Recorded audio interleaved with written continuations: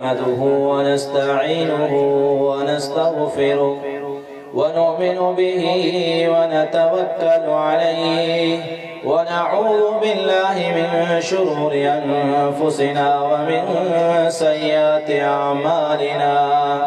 من يهده الله فلا مضل له ومن يضلل فلا هادي له. ونشهد أن لا إله إلا الله وحده لا شريك له.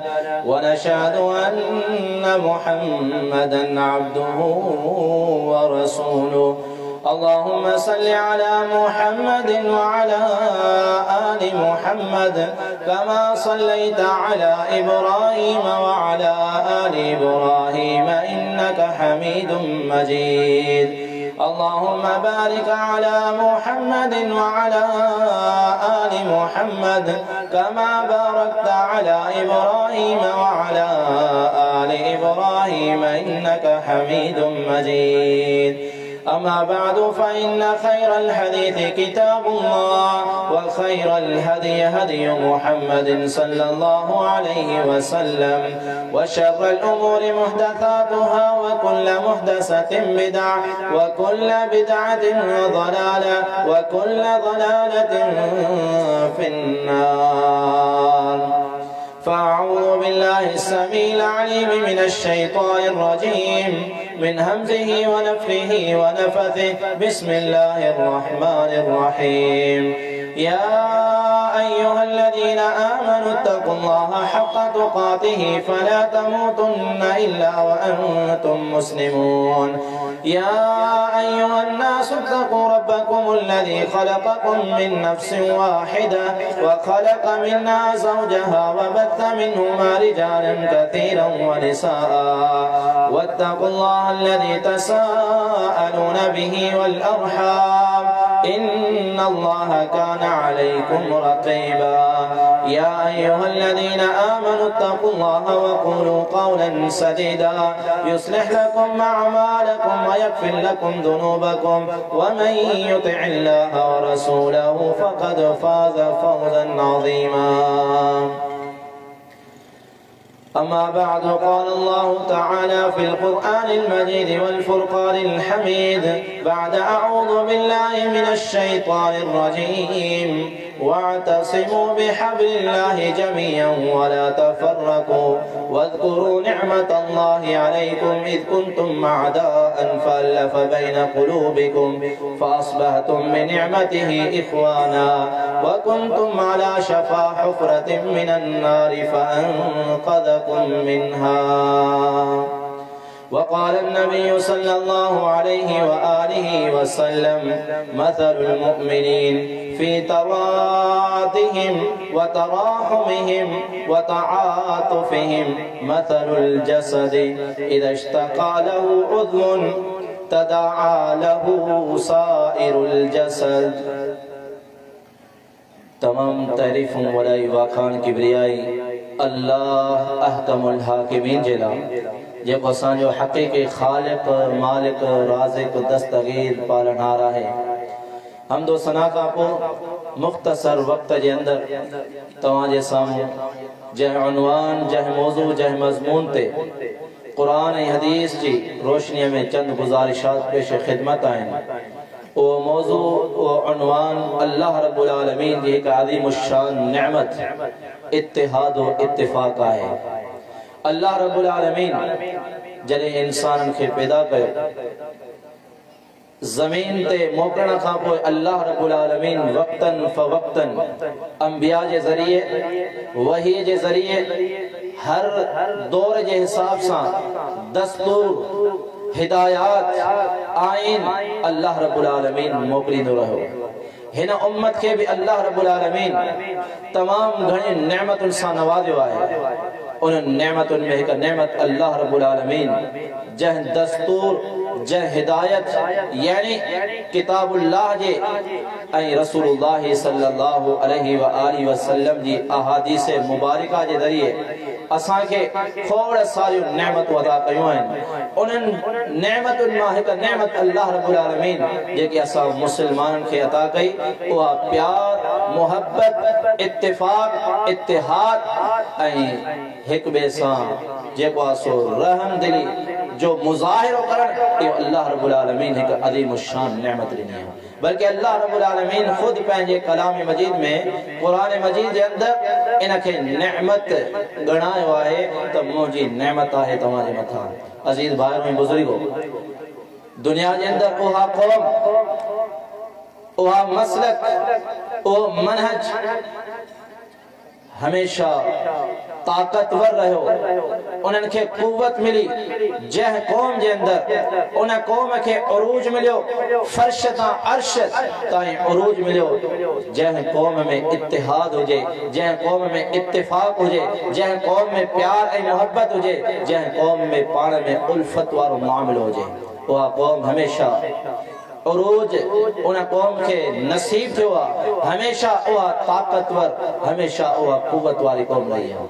लेकिन जह कौम में इत्तिफाक और इत्तिहाद न हुजे, उहा कौम अर्शता फर्श देंदी, उहा कौम ज़लालत, उहा कौम ज़लील ऐं रुस्वा ऐं ख्वार थी वञे थी, उहा कौम मज़लूम बनी वञे थी, उहा कौम मक़तूलीन सां भरजी वञे थी, उहा कौम मक़हूरीन, उहा कौम मसजूनीन जेके माण्हू उन्हनि जा माण्हू क़ैदो सरासिल पाबंद थी वञनि था, उन्हनि जो औरतूं लौंडियूं बणिजी वञनि थियूं। जंहिं क़ौम जे अंदर इत्तिहाद न हुजे, जंहिं क़ौम जे अंदर इत्तिफाक न हुजे, कंहिं क़ौम जे अंदर प्यार ऐं मोहब्बत न हुजे, यकीन ॼाणो अफ़सोस सां आऊं ऐं तव्हां हर माण्हू इहो समझी ऐं सोचे सघे थो अॼु मुस्लमाननि जे ज़वाल जो सबबु मुस्लमान दुनिया जे अंदर ज़िल्लत ॾिसी रहिया आहिनि, मुस्लमान दुनिया जे अंदर मज़लूम थी रहिया आहिनि। मुस्लमाननि जा इलाका जेको आहे सो उन्हनि ते गैर क़ौमूं गैर मज़ाहिब क़ाबिज़ थी रहिया आहिनि। इन्हनि जी वजह कहिड़ी आहे? वॾे में वॾी वजह जे करे असां ॾिसूं पंहिंजे पाण खे खंगालियूं, पंहिंजी क़ौम खे ॾिसूं, मुस्लमाननि खे ॾिसूं त उन्हनि मां मुहब्बत इत्तिफाक प्यार उल्फत इत्तिहाद ख़तम थी वियो। जेकॾहिं मोहब्बत हुजे, इत्तिफाक हुजे, इत्तिहाद हुजे त उहा क़ौम कॾहिं बि मज़लूम नथी बणिजी सघे। उन जी मिसालूं तव्हां ई असांजे साम्हूं मौजूद आहिनि। बल्कि तव्हां थोरो सोचो, ऐं तव्हां थोरो सोचो, अल्लाह रब्बुल आलमीन जेके इबादात ॾिनियूं, जेके अहकामात ॾिना, उहे बि मूंखे ऐं तव्हांखे इहो सबक़ ॾियनि थियूं, इहो सम्झाणी ॾियनि थियूं, इहा नसीहत ॾियनि थियूं त क़ौम जे अंदर केतिरो इत्तिफाक ऐं इत्तिहाद हुजण ज़रूरी आहे, केतिरी मोहब्बत हुजण ज़रूरी आहे। अल्लाह रब्बुल आलमीन मूंखे तव्हांखे 5 वक़्त नमाज़ पढ़ण जो हुकुम ॾिनो। कॾहिं सोचोसीं अल्लाह रब्बुल आलमीन चाहे त जमात खां बग़ैर नमाज अदा करण जो हुकुम ॾेई सघियो थे, लेकिन जमात सां नमाज पढ़ण जो ॾींहं में 5 मरतबा हुकुम छाजे लाइ मिलियो आहे? इन जी वॾे में वॾी वजह इहा आहे अल्लाह रब्बुल आलमीन मूंखे तव्हांखे इहो फ़ाइदो ॾियणु चाहे थो, इहो सम्झाइणु चाहे थो त मुस्लमाननि में इत्तिहाद हुजे, मुस्लमाननि में इत्तिफाक हुजे, मुस्लमाननि में मोहब्बत हुजे, मुस्लमाननि में प्यार हुजे।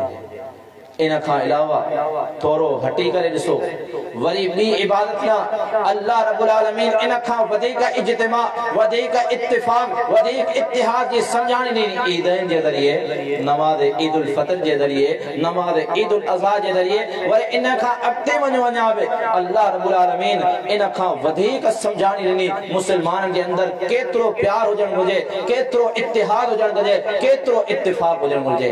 हज बैतुल्लाह, बैतुल्लाह में लखें करोड़े माण्हू गॾिजनि था, शाहो गदा गॾिजनि था, अमीरो फ़कीर गॾिजनि था।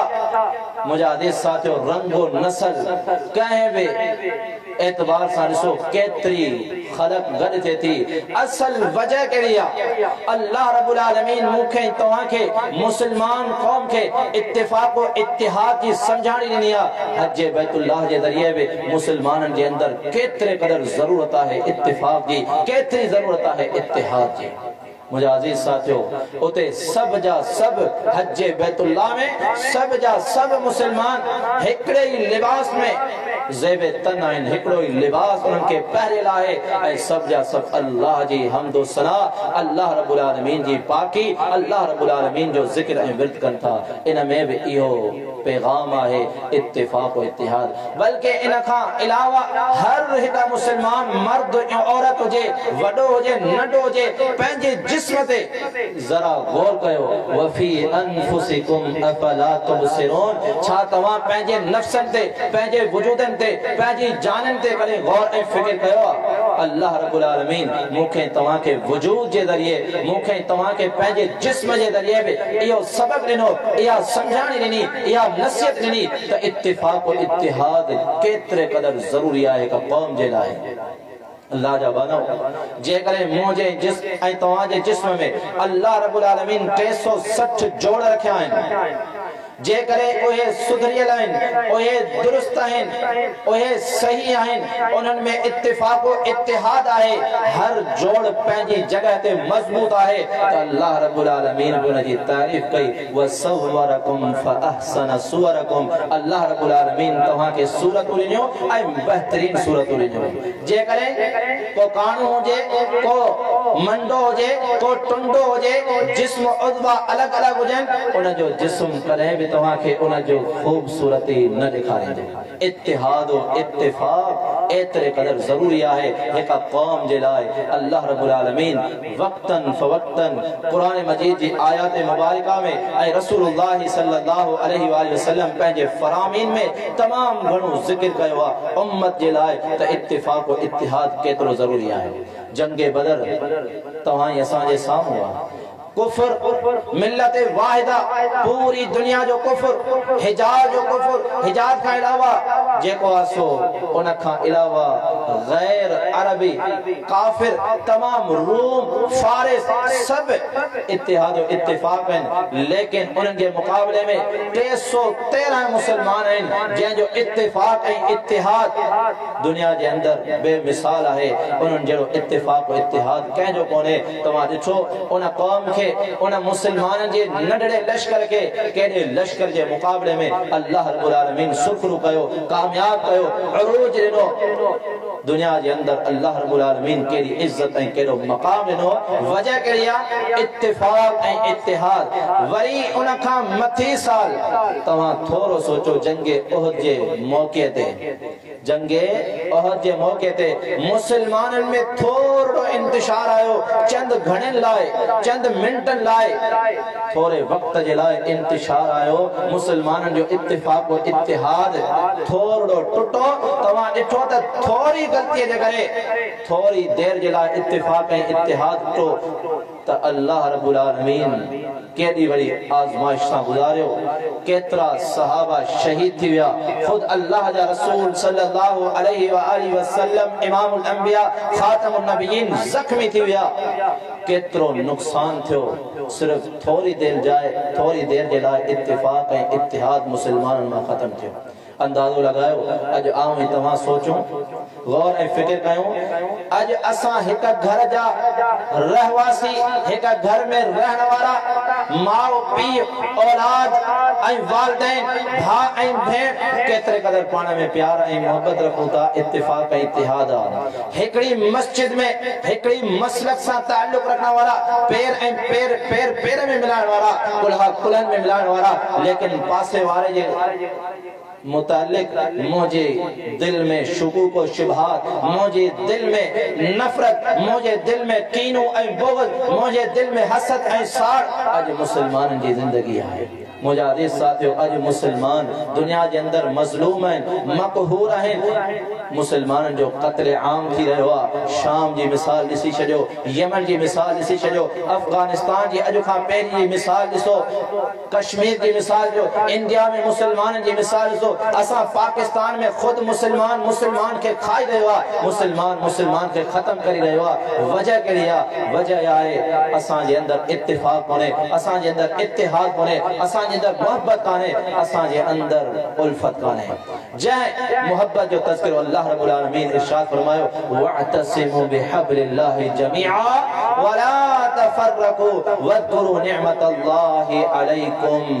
अल्लाह रब्बुल आलमीन बुधाए छयो पहिरीं बुधायो त इत्तिफाक और इत्तिहाद कियां थींदो ऐं उन खां पोइ इत्तिफाक ऐं इत्तिहाद जंहिं इन नुस्खे ते अमल कयो उन्हनि जी अल्लाह रब्बुल आलमीन उन्हनि खे नेमत सां जेको आहे सो नेमत गणाए करे अल्लाह रब्बुल आलमीन बयान कयो आहे। फरमाए वअतसिमु बिहब्लिल्लाहि जमीआ तव्हां अल्लाह जी रस्सीअ खे मज़बूतीअ सां पकड़ियो कुव्वत सां पकड़ियो उन खां ज़र्रे बराबर परे थियण जी कोशिश न थियो। अल्लाह जी रस्सी छा आहे दुनिया जे अंदर अल्लाह जी रस्सी छा आहे अल्लाह जो किताब आहे मुहम्मदुर रसूलुल्लाह सल्लल्लाहु अलैहि वसल्लम जी इताअत ऐं फरमान बरदारी ऐं अहादीस मुबारक आयो।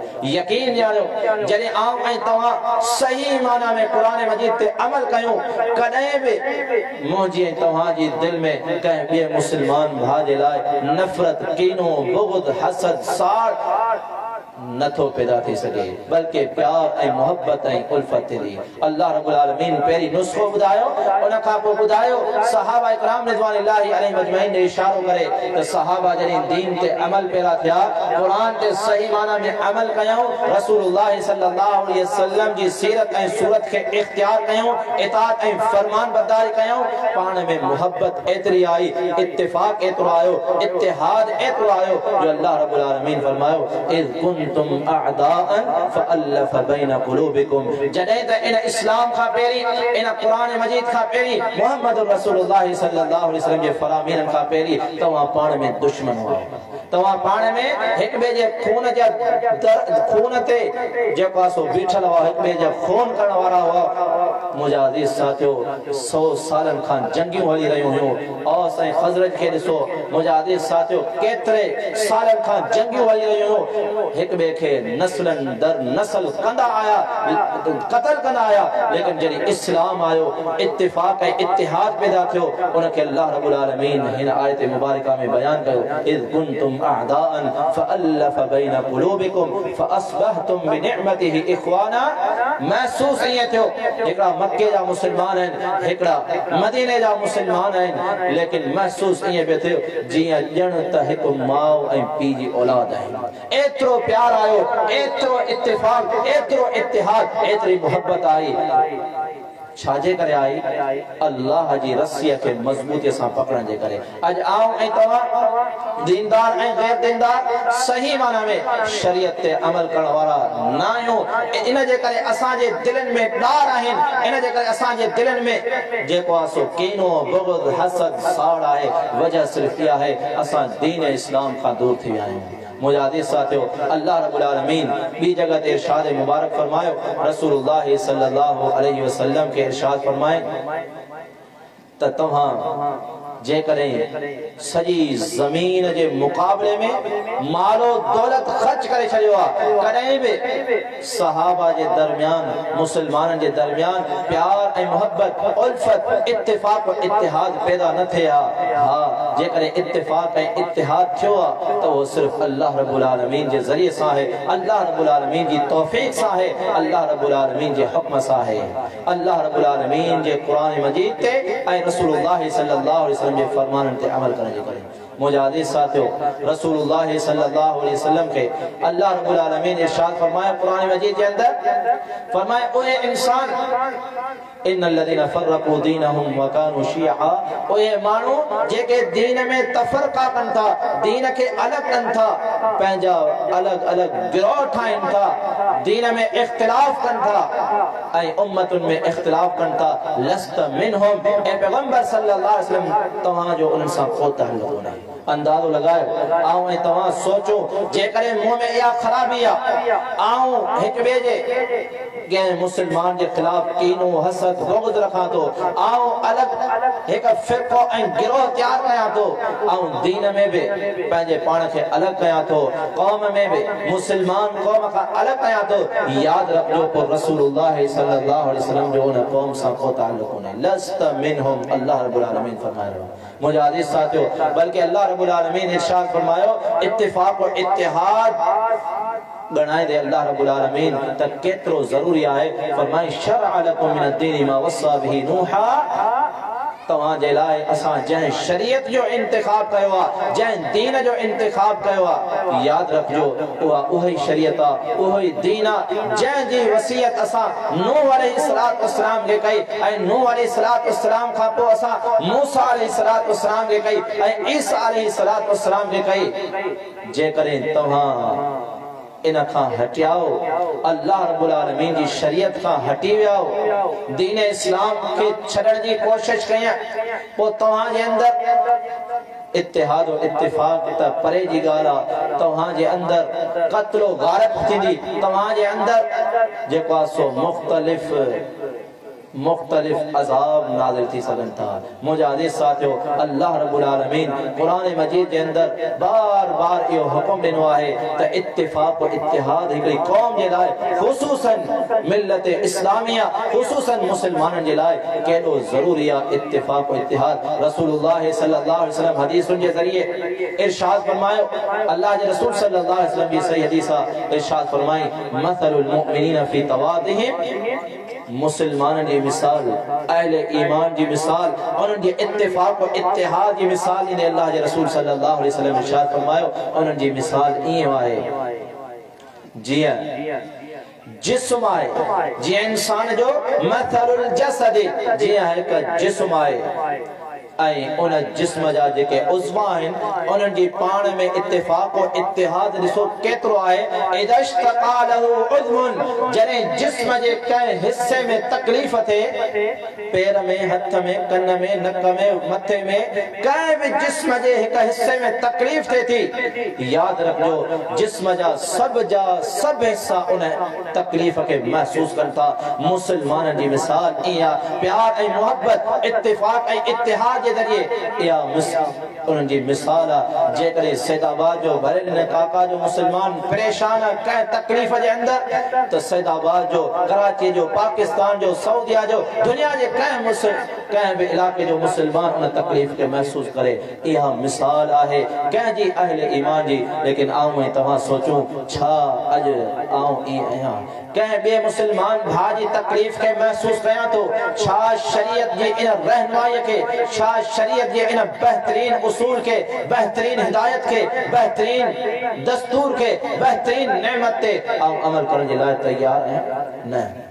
छाजेला वजह यह है दीन खां दूरी आहे। कुरान जो मुतालो असां नथा कयूं, कुरान मजीद के समझण जे लाइ तैयार न आहियूं, उलमा जी सोहबत हासिल करण जे लाइ तैयार न आहियूं। जितां असांखे इहो दीन, जितां या प्यार या मोहब्बत, ये उल्फत, ये इत्तिफाक, इत्तिहाद जी रहनुमाई मिले थी।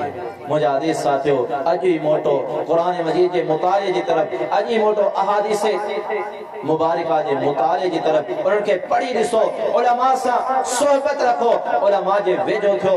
मुजाहिद साथियो, तव्हांखे प्यार, मोहब्बत, इत्तिफाक और इत्तिहाद मिलंदो। रसूलुल्लाह सल्लल्लाहु अलैहि वसल्लम हदीस मुबारका है इरशाद फरमाए अल मुमिनु लिल मुमिनी कल बुनियानी यशुद्दु बअदुहु बअदा। एक मुमिन जी मिसाल ई आहे, एक मुसलमान बे मुसलमान जे लाइ उन जी मिसाल ई आहे, जेकर उन में इत्तिफाक आ, इत्तिहाद आ, प्यार ऐं मोहब्बत आहे त हिक मुसलमान बे मुसलमान खे कवी करे तो, मजबूत करे तो। मुजाहिद साथियो, गौर ऐं फिक्र कयो, दावत गौर ऐं फिक्र की दावत आहे। अॼु असां मुसलमान दुनिया जे अंदर निधड़का थी रहिया आहियूं, मुसलमान अॼु ज़लीलो ख्वार थी रहिया आहियूं, मुसलमान मज़लूम थी रहिया आहियूं। वजह सिर्फ इहा ई आहे त अल्लाह रब्बुल आलमीन जी हिन नेमत खां असां जेको आहे सो परे थी चुका आहियूं। लेकिन उन जी वजह बि छा आहे? दीन इस्लाम खां दूरी आहे, कुरान खां दूरी आहे, हदीस मुबारका खां दूरी आहे। रसूलुल्लाह सल्लल्लाहु अलैहि वसल्लम जो एक सहाबी सैयदना हुदैफा बिन यमान रज़ियल्लाहु तआला अन्हु इरशाद फरमाइंदा कान अन्नासु यसअलून रसूलुल्लाह सल्लल्लाहु अलैहि व आलिहि वसल्लम। अल्लाह जा रसूल सल्लल्लाहु अलैहि वसल्लम जा सहाबा जॾहिं रसूलुल्लाह सल्लल्लाहु अलैहि व आलिहि वसल्लम वटि ईंदा हुआ, मुख़्तलिफ़ क़िस्मनि जा सवाल कंदा हुआ। हर को पंहिंजे एतबार सां पंहिंजी ज़रूरत, पंहिंजी हाजत जे मुताबिक़ सवाल कंदो हो। लेकिन आऊं छा कंदो हुउसि? असअल आऊं अल्लाह जे रसूल सल्लल्लाहु अलैहि वसल्लम का सवाल कंदोस कहिड़ी शइ जे मुताबिक़ ऐं युदरिकनी मखाफत शर आऊं अल्लाह जे रसूल सल्लल्लाहु अलैहि वसल्लम का सवाल जॾहिं बि कंदोस त अहिड़ो सवाल कंदोस त कंहिं बुराईअ खां कीअं बचा, कंहिं शर खां कीअं बचा, कंहिं फितने खां कीअं बचा। ईअं न थिए त कंहिं शर जे अंदरि, कंहिं बुराईअ जे अंदरि, कंहिं जेको सो तकलीफ़ जे अंदरि आऊं मुब्तला थी वञा।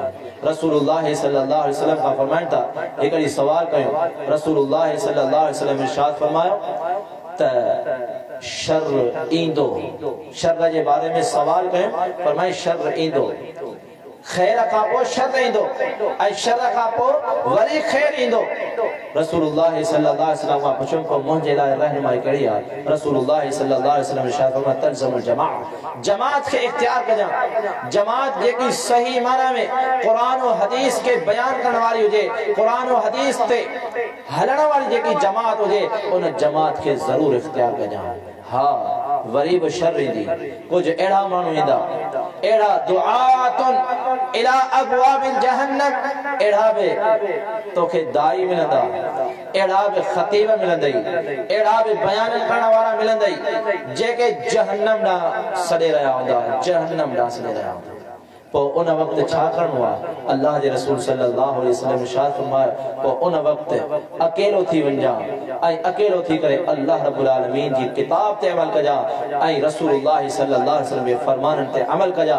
इन में ही कामयाबी ऐं कामरानी आहे। रसूलुल्लाह सल्लल्लाहु अलैहि वसल्लम इरशाद फरमाए अज जेकॾहिं आऊं ऐं तव्हां बि कामयाब ऐं कामरान थियणु चाहियूं था, आऊं ऐं तव्हां बि प्यार ऐं मोहब्बत में जुड़णु चाहियूं था, असांजे अंदरि इख्तिलाफ़ात इंतिशारात ख़त्म थी वञनि, त रसूलुल्लाह सल्लल्लाहु अलैहि वसल्लम नुस्ख़ो ॿुधायो, फरमाई तरक्तु फीकुम अमरैन, आऊं तव्हां जे दरमियान तव्हां वटि ॿ शयूं छॾे पियो वञां। लन तदिल्लु मा तमस्तक्तुम, तव्हां कॾहिं बि गुमराह कोन थी सघंदा हो, तव्हां कॾहिं बि भटकी कोन सघंदा हो, तव्हां कॾहिं बि इंतिशार इख्तिलाफ़ात जे अंदरि मुब्तला न थींदा हो। लेकिन कॾहिं तव्हां जे अंदरि प्यार हूंदो, मोहब्बत हूंदी, इत्तिफ़ाक़ हूंदो, इत्तिहाद हूंदो, कॾहिं जॾहिं तव्हां मुंहिंजी ॿिनि शयुनि खे जेके तव्हां जे दरमियान छॾे पियो वञा, उन्हनि खे मज़बूतीअ सां क़ुव्वत सां पकड़ींदा हो, पोइ तव्हां कॾहिं बि गुमराह कोन थी सघंदा हो, भटकी कोन सघंदा हो।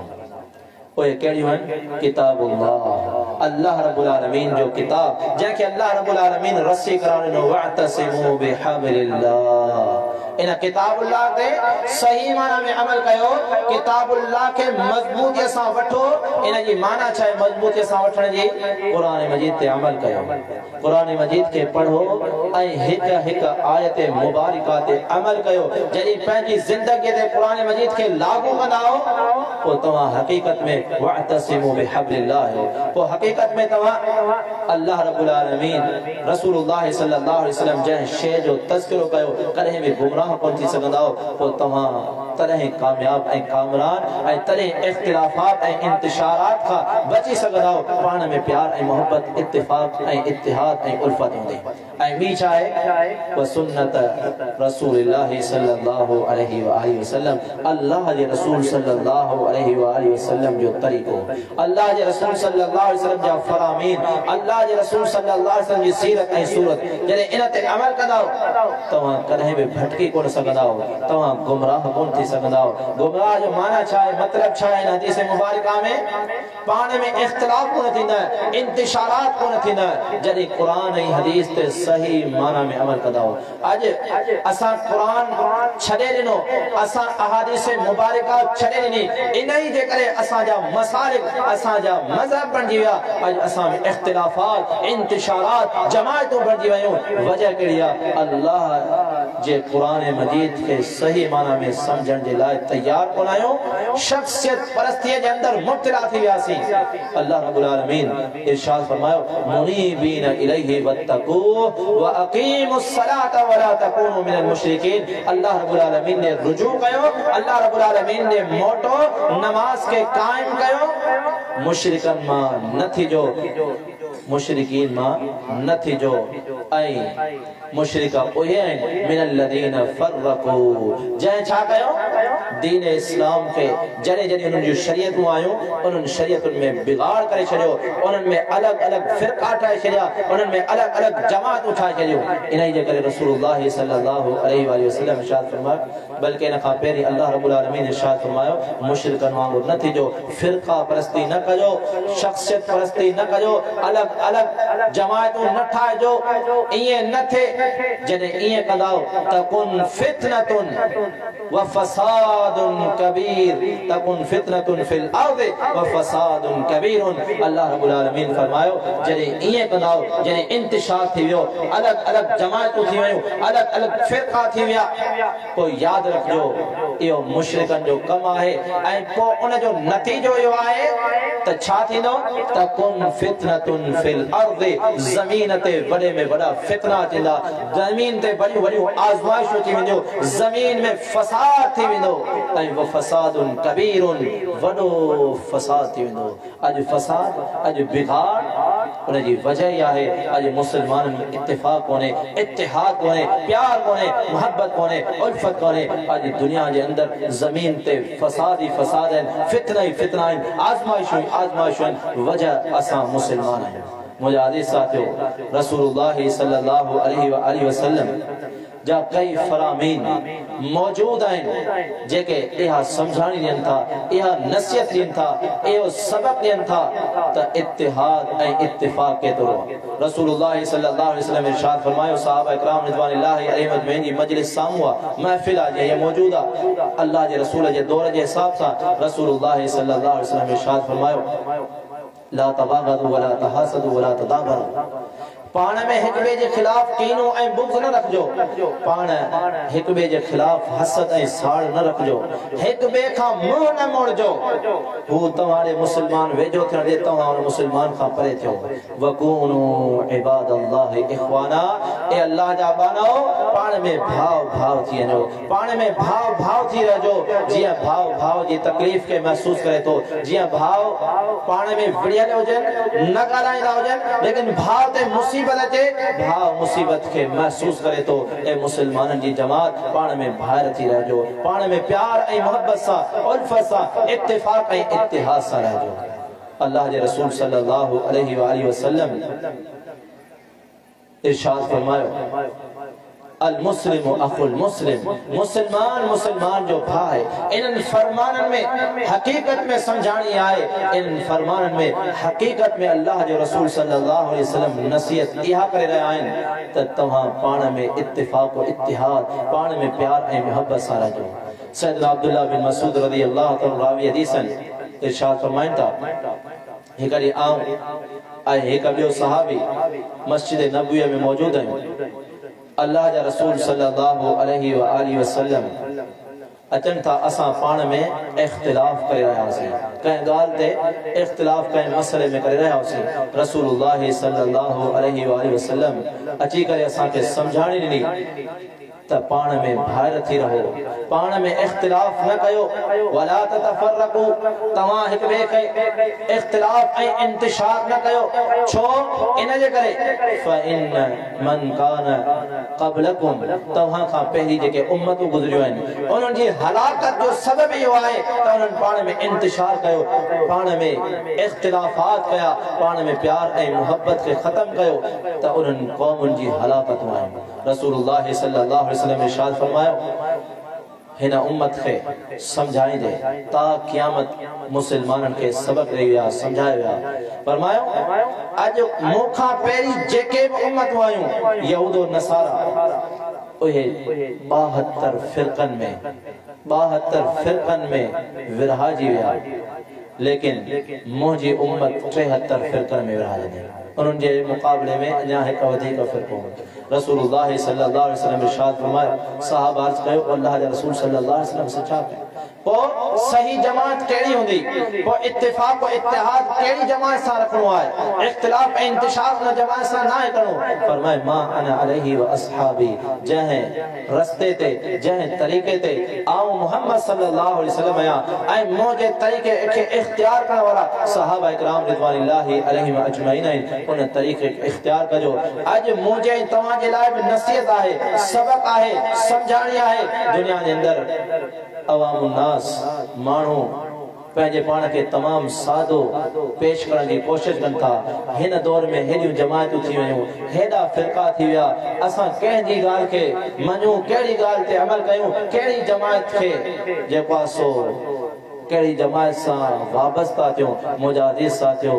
यकीन ॼाणियो अल्लाह जे रसूल सल्लल्लाहु अलैहि वसल्लम जी जमात अॼु बि मौजूद आहे, अॼु बि मौजूद आहे। तव्हां ॾिसो बाशऊर आहियो, तव्हां दुनिया जे मामलात में जेकॾहिं केरु हारी आहिनि त ज़मीन जे मामले में 100 हारनि खां पुछा ॻाछा कनि था त असां ही फ़सुल कहिड़े अंदाज़ में, ही मामलो कहिड़े अंदाज़ में, कीअं कीअं उन खां राय वठनि था, कीअं कीअं उन खां जेको आहे सो मालूमात हासिल कनि। इहो शऊर आहे, इहो अक़ल आहे।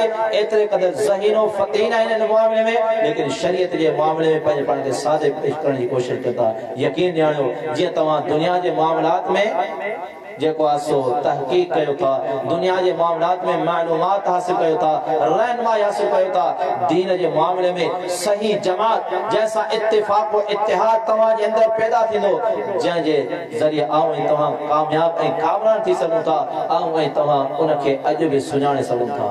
उहा जमात जेके क़ुरान जी ॻाल्हि करे, उहा जमात जेकी हदीस मुबारका पेश करे, न बल्कि तव्हां पंहिंजी ज़ुबानुनि जे अंदर, तव्हांजी ज़ुबानुनि जे अंदर, असांजी ज़ुबान के अंदर, हर कौम की ज़बान के अंदर कुरान मजीद जा तराजुम मौजूद हैं, अहादीस मुबारका जा तराजुम मौजूद हैं। खुद पढ़ी, खुद तहकीक करे तो अल्लाह जे रसूल सल्लल्लाहु अलैहि वसल्लम की सही जमात में शरीक थी सघो था।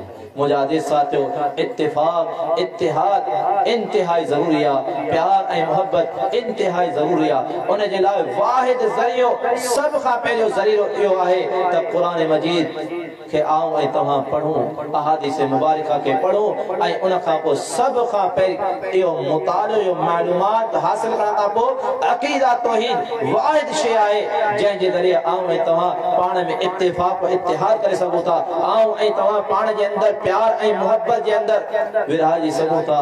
ओ तॾहिं जॾहिं आऊं ऐं तव्हां सब खां पहिरीं अक़ीदा तौहीद या अहल किताब, ऐ अहले किताब तव्हां अल्लाह जे रसूल सल्लल्लाहु अलैहि वसल्लम के अल्लाह रब्बुल आलमीन जो फरमान नो अहले किताब के बुधा ओए अचन ताला इला कलिमतिन सवाइन बैनना व बैनकुम, उन कलमे दा जेको तव्हां जे दरमियान ऐं असां जे दरमियान बराबर आहे। तव्हां उन ॻाल्हि खे मञो था, असां उन ॻाल्हि खे मञूं था।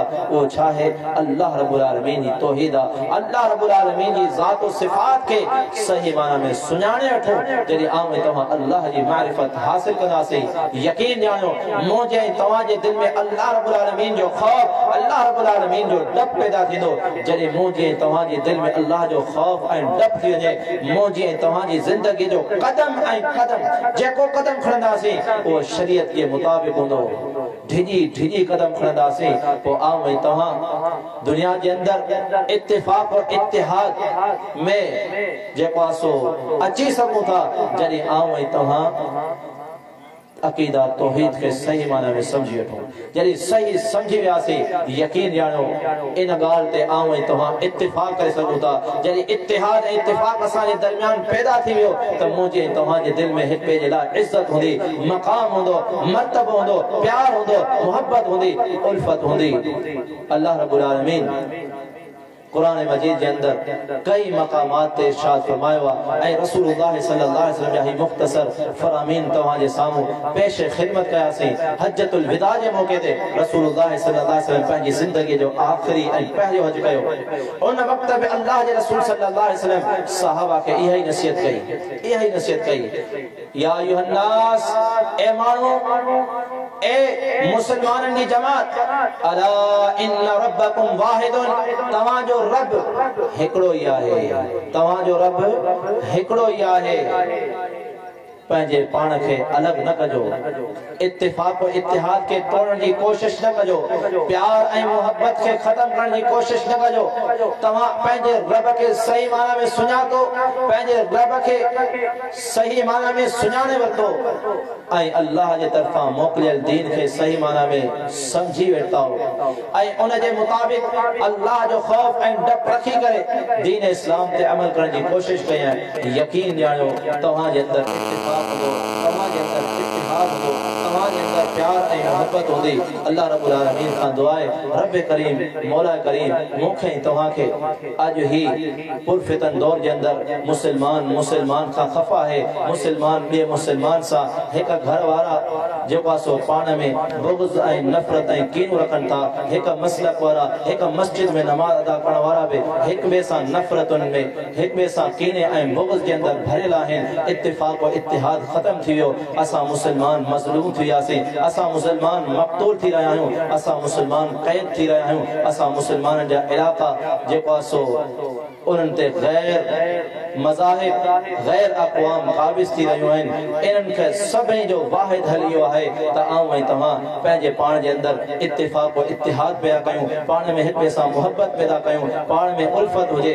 इहा ई जॾहिं आऊं ऐं तव्हां पाण में इत्तिफ़ाक़ और इत्तिहाद कंदासीं, उहा क़ौम हमेशा कामयाब हूंदी, उहा क़ौम हमेशा कामरान थींदी, उहा क़ौम हमेशा क़ुव्वत वारी हूंदी, उहा क़ौम हमेशा ताक़त वारी हूंदी। अल्लाह रब्बुल आलमीन खां दुआ आहे, रब करीम मौला करीम जंहिं उन्वान ते मुख़्तसर गुज़ारिशात पेश ख़िदमत कयूंसीं इत्तिफ़ाक़ और इत्तिहाद जी, अल्लाह रब्बुल आलमीन मूंखे तव्हांखे पाण में प्यार ऐं मोहब्बत उल्फत इत्तिफ़ाक़ और इत्तिहाद पैदा करण जी तौफ़ीक़ अता फ़रमाए। वमा अलैना इल्लल बलाग़। जज़ाकल्लाहु खैरा।